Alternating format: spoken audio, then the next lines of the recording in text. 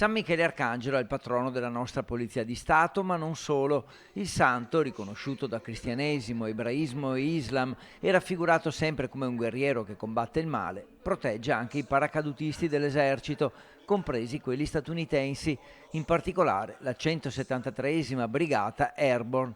Ecco dunque spiegato il festeggiamento congiunto nella chiesa di Santa Maria dei Servi in piazza Biade, dove si sono trovati seduti fianco a fianco i vertici di polizia vicentina e dei paracadutisti americani della caserma Ederle.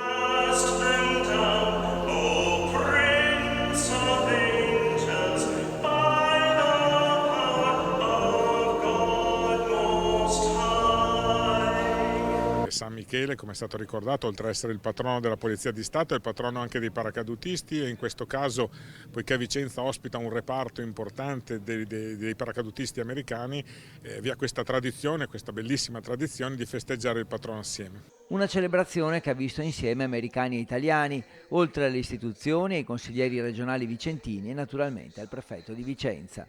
Grazie per avermi dato l'opportunità di parlare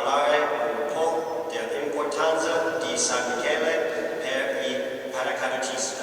A celebrare la messa il vescovo di Vicenza, Monsignor Beniamino Pizziol, che ha tracciato la vita di San Michele Arcangelo e ringraziato le forze dell'ordine per il lavoro di protezione dei cittadini che svolgono quotidianamente. Nelle nostre comunità, nelle nostre famiglie, nelle nostre istituzioni devono essere messe al sicuro, devono sentire di essere protetti.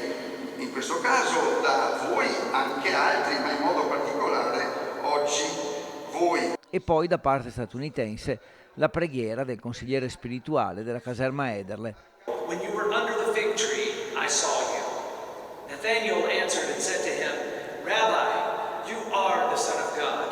Un rapporto, quello tra polizia e forze statunitensi, che si rinsalda ogni giorno. Vi è un costante rapporto, ci interfacciamo quotidianamente con loro proprio perché vi sono delle situazioni sulle quali entrambe le istituzioni possono dare il loro aiuto, sempre nell'ottica dell'interesse della cittadinanza.